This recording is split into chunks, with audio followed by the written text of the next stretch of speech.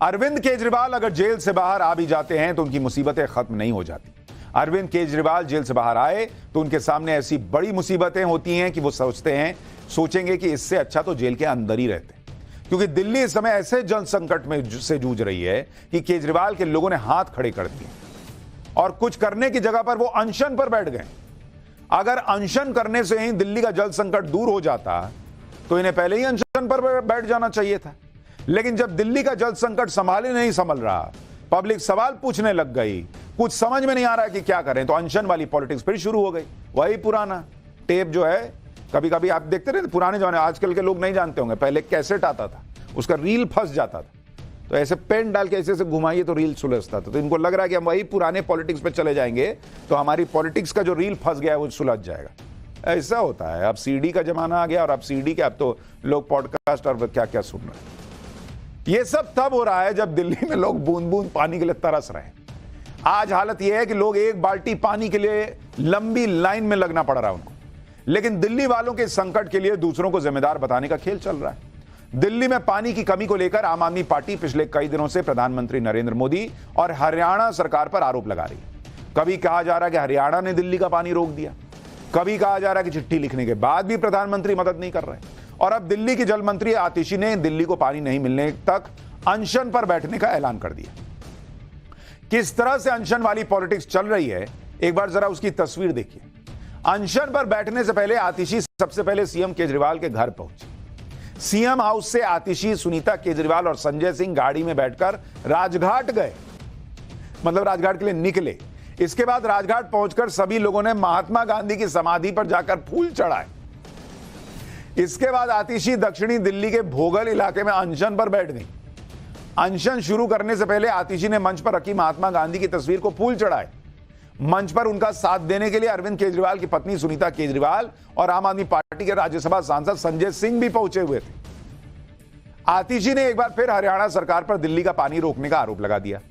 दिल्ली वालों को उनके हक का पानी नहीं मिलने तक अनशन जारी रखने का ऐलान किया।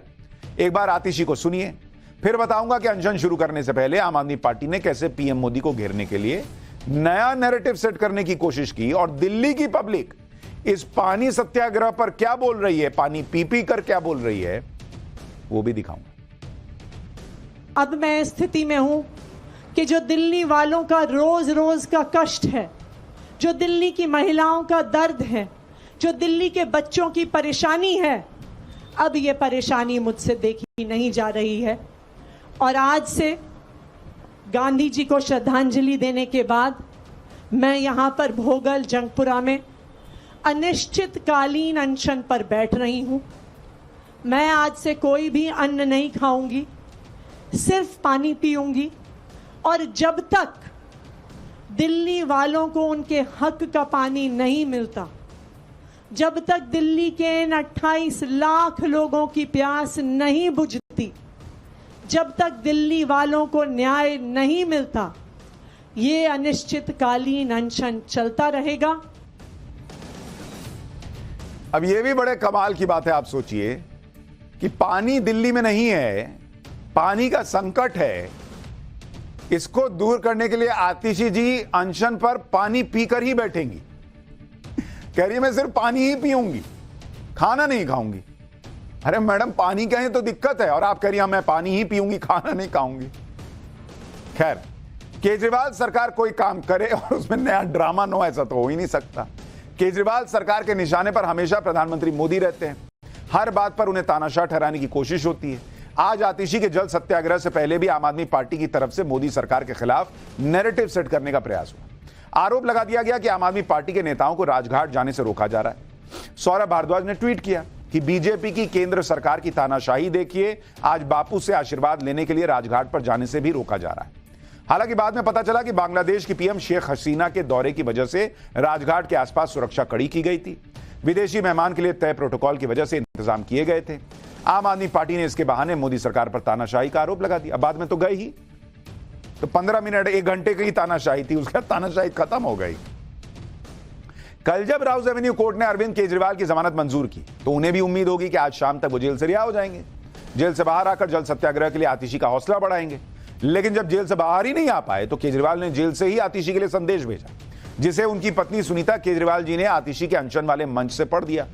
इसमें केजरीवाल जी ने जेल में टीवी पर दिल्ली में पानी के संकट की खबरें देखने पर तकलीफ होने की बात कही और हरियाणा पर दिल्ली का पानी कम करने का आरोप लगा दिया। आप भी जेल से भेजे केजरीवाल जी के संदेश को सुनिए एक बार, फिर बताऊंगा कि बीजेपी ने अनशन पर बैठी आतिशी को क्या नसीहत दी।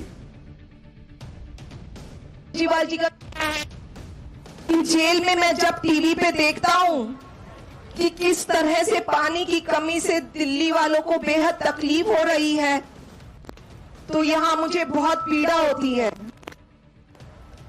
मैं उम्मीद करता हूं कि आतिशी जी की तपस्या सफल होगी और दिल्ली के लोगों को राहत मिलेगी।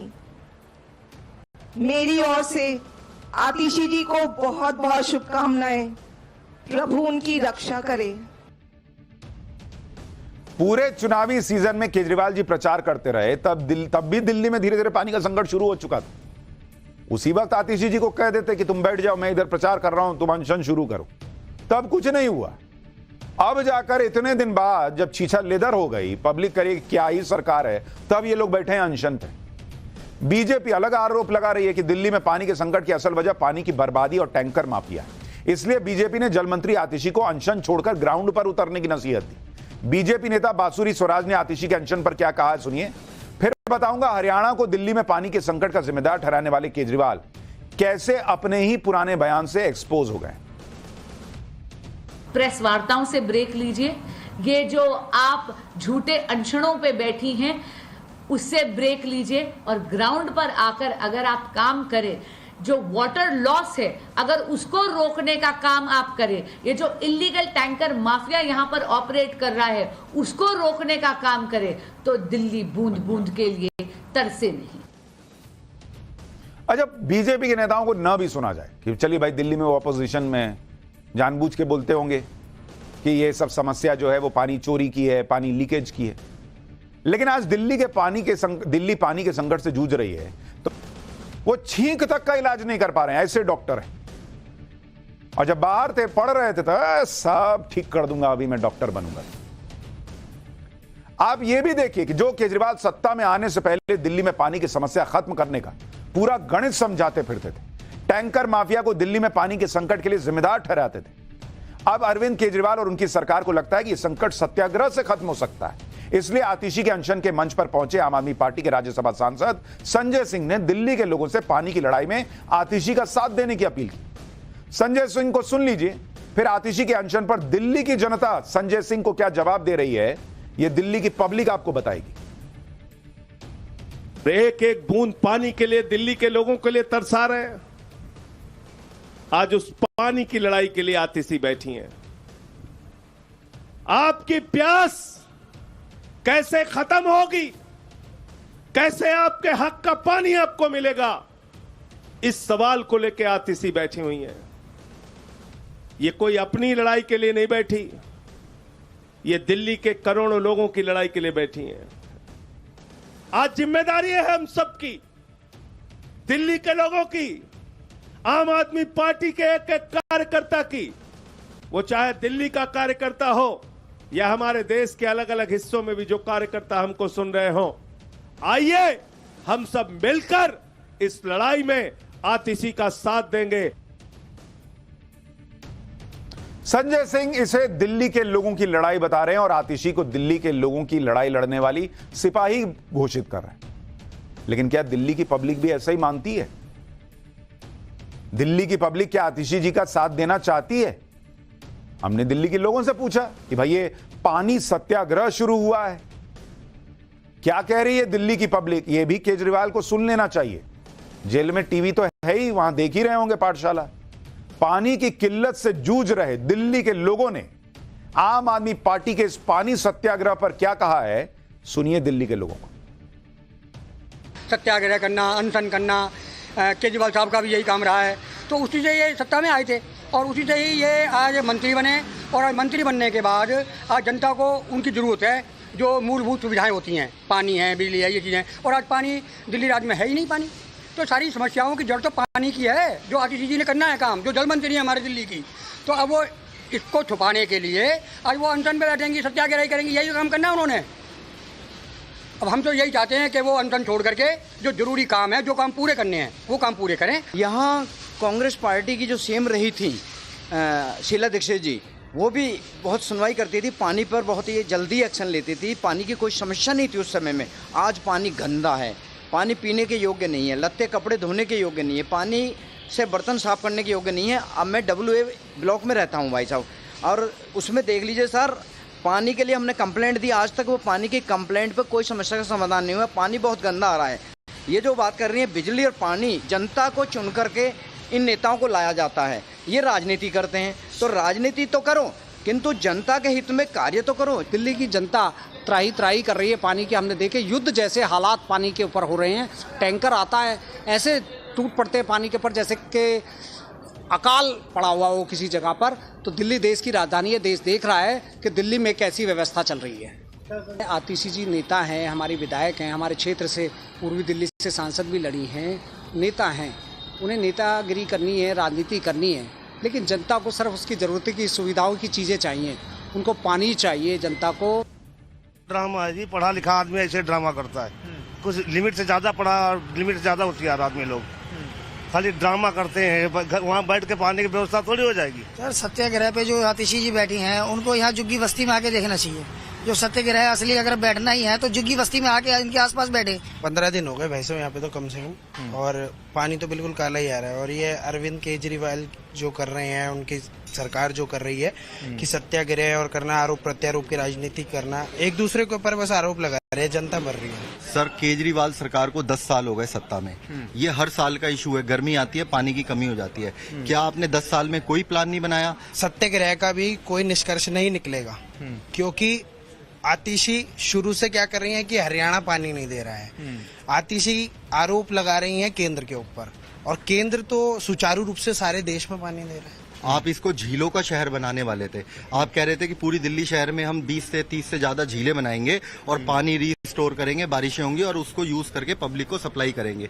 क्या हुआ आपके उस प्लान का? सत्याग्रह सिर्फ एक पूरी नौटंकी है, सिर्फ और सिर्फ नौटंकी है। उससे पानी तो हमें मिल नहीं जाएगा। जब पानी हरियाणा देता है तो उनके पास पानी नहीं पहुंचता, और जिस समय पे पानी बारिशों के टाइम पे जब ज्यादा आ जाता है तो उनके पास संभालने की जगहें नहीं है। बस यही है कि ये लोग जो है ना बिल्कुल ही ड्रामेबाज हैं।